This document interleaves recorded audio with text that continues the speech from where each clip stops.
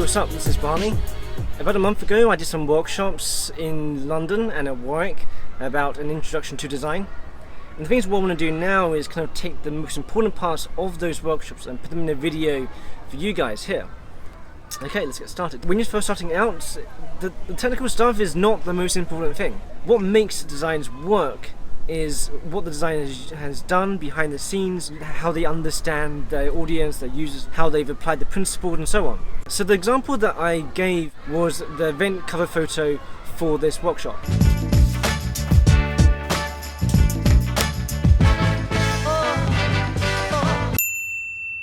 Firstly, why icons? Why not photos?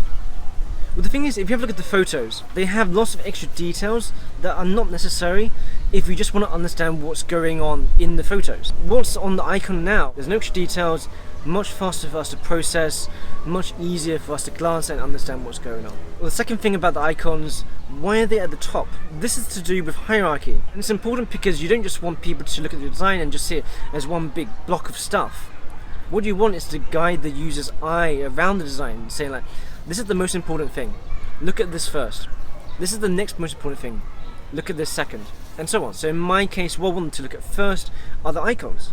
Maybe the second thing I wanted to look at is the text. So that's why image is at the top, and then below that is the text. Okay, so even the text itself also has hierarchy. Not everything is the same size, not everything is the same color, not everything is the same weight. When I work with clients, they normally tell me that everything's important. But the thing is that if you want everything to stand out, nothing's going to stand out. You need some things to be more visible than other things. You want people to consume and engage with stuff one step at a time, so that they're more likely to understand what's going on and remember your information. So the third part to this design, the red line.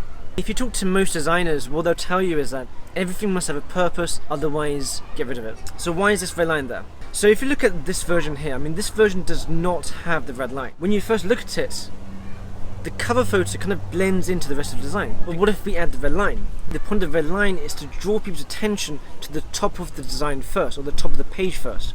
So I want people to look at this first, then this. And this red line is a good separator for people's eyes. If you go a little bit deeper than that, the red line also has a function within the presentation itself.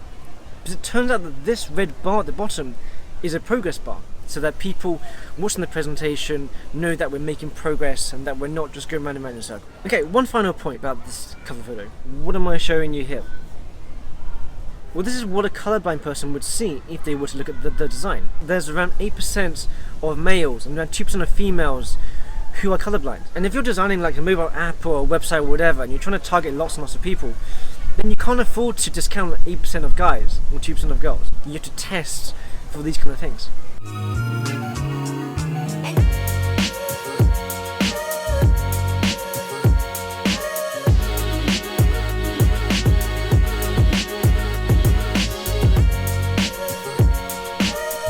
Okay, so the next section is design principles. So first, color. I'm going to count how many red things there are on the screen.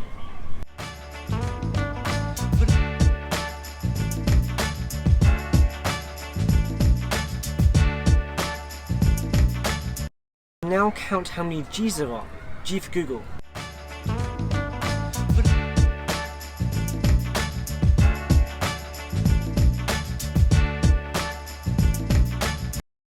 It was a lot hard to count the G's, right? With the colours you can just kind of scan across the screen and just pick them out like this. Okay, well there's like 4 here, there's 8, there's 10 and so on. But the thing is with the G's, you have to check every single letter or number. Is this a G? No. Is this a G? No. Is this a G? Yes, and so on. It takes a lot more time and normally it's a lot less accurate as well. For example, if I asked to go and stand in front of a bookshelf and I asked to pick out every single book with a yellow spine.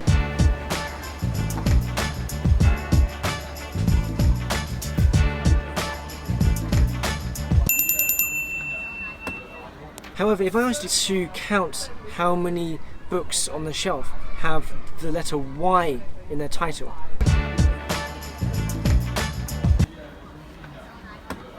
it would take a lot longer because you'd have to check every single book. The implication for this is that if you want your product or your logo to stand out among many other products or logos, you should differentiate on color rather than shape. Okay, so second point about color.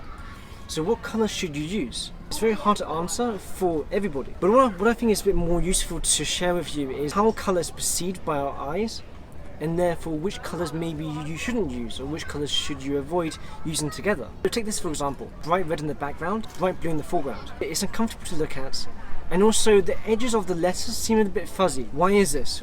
The thing is, our eyes perceive warm colours to rise, warm colours being reds, oranges and yellows, and cool colours to recede, cool colours to be blue, green and purples. So if you imagine them in terms of layers,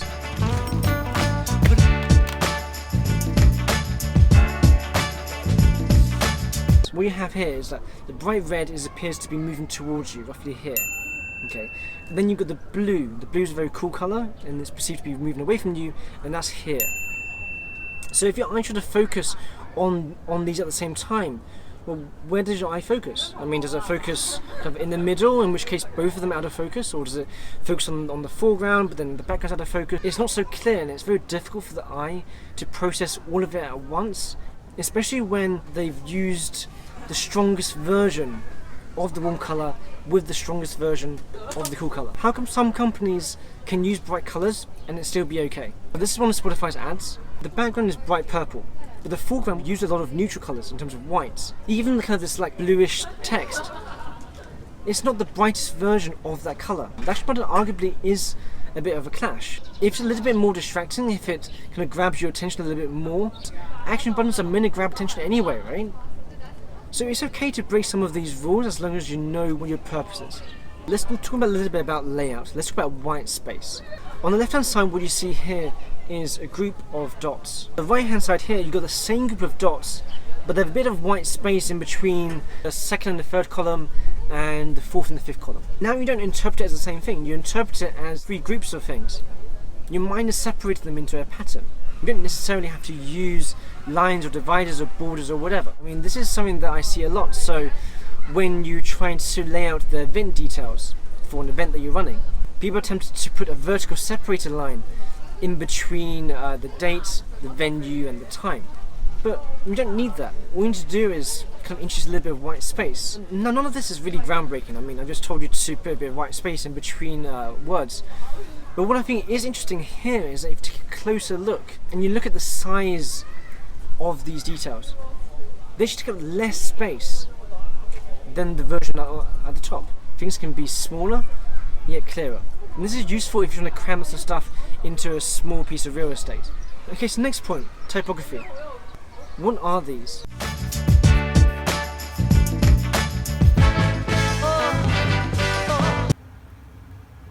They're all the letter A. But how do you know that? You've never seen these A's before.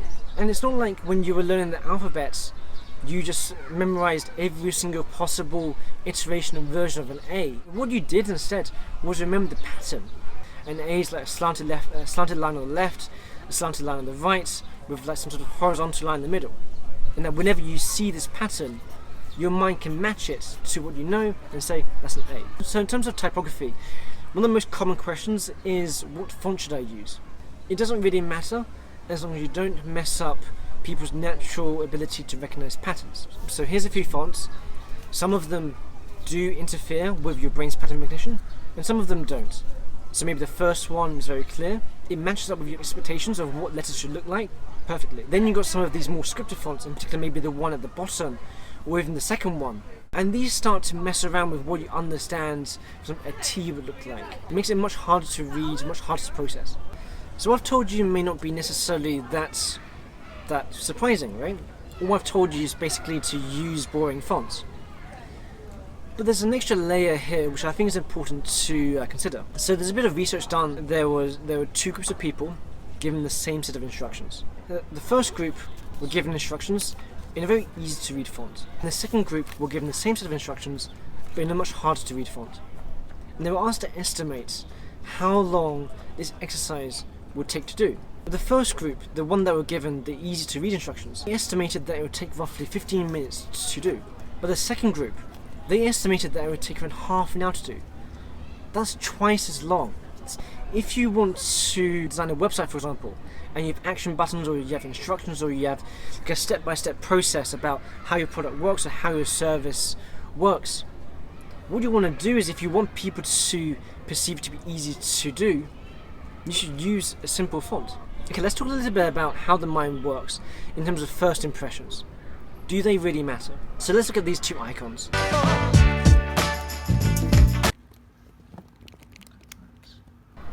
On the left hand side here, what you have is quite a nicely designed icon. It's 3D rendered, it's got nice colours, it looks like it's been designed by a decent designer. On the right hand side, what you have instead is Comic Sans, you have misaligned text, and you have kind of a fake glass effect. What are your first impressions? Now, most people would probably think the icon on the left is a better app, probably designed by a large company, probably trustworthy. But the right hand side one, maybe not, maybe some guy in a bedroom who's put this together over a weekend. But what if I introduced a little bit more information? What if I told you that this app here only has a 1-star rating, and that the right hand side app, this app has a 4-star rating? Would you now suddenly change your perception? Would you suddenly change your mind? Well, no, not necessarily. That's not how our minds work. We are irrational. What you'll find people do instead is justify their initial impressions. So they'll look on the left and go, well, it looks like people struggled to install it on the old computers. I've got a newer computer, I'll be fine. And then for the app on the right, they'll probably look at the ratings and go, it seems like there's only 4 ratings, probably done by his friends or his mom, and even they didn't give him 5 stars. Yeah, I'm still going to download the app on the left hand side, the one that gave me a better first impression. You see, it's more difficult to change initial impressions than you think. They don't always look at stuff completely rationally.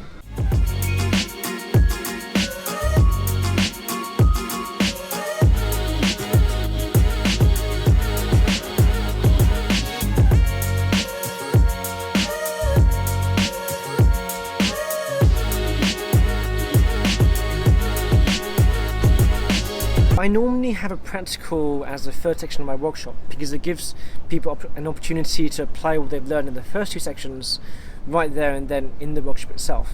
But of course this would only really work if I chose a topic where the majority of people can actually relate to, and that's why I chose Colombia and Philippines. Please join me over here. The Miss Universe contest 2015, and this is when what's his name? Steve Harvey, where basically Colombia thinking that she's won, she's loving it. Steve Harvey comes along. I have to apologize. The first runner-up is Colombia. Miss Universe 2015 is Philippines. She's like, what the? Let's walk as Miss Universe. And of course, then he turns around to the TV cameras and then shows them the card. I can show it to you right here. The first runner-up is Colombia. It is my mistake. But in fact, if you take a closer look at the card they had to read, you find that it's not as simple as just blaming it on human error. See, human error is something that you have to expect. What you have to do as a designer is make something that is easy to use, considerate of the person involved. You reduce the chance of these mistakes. Okay, so let's take a closer look at the card. Title: Miss Universe 2015 El Mini Nation card. No, I didn't say that wrong. It really does say El Mini Nation card. Okay, so it says show finals 3-1. Why 3-1? Nowhere on the card does it have 3-1 on it. The convention that Miss Universe contest uses is second runner-up, first runner-up, and then winner. I mean, that in itself explains maybe why he made a mistake. It's easy to confuse first runner-up for first place, especially if you're under pressure. We also use stickers for the countries. And that's because backstage what they have is, I guess, a sticker sheet, and then depending on who's come where, then they pin it off and stick it on there. That's the constraint. Look at his hand.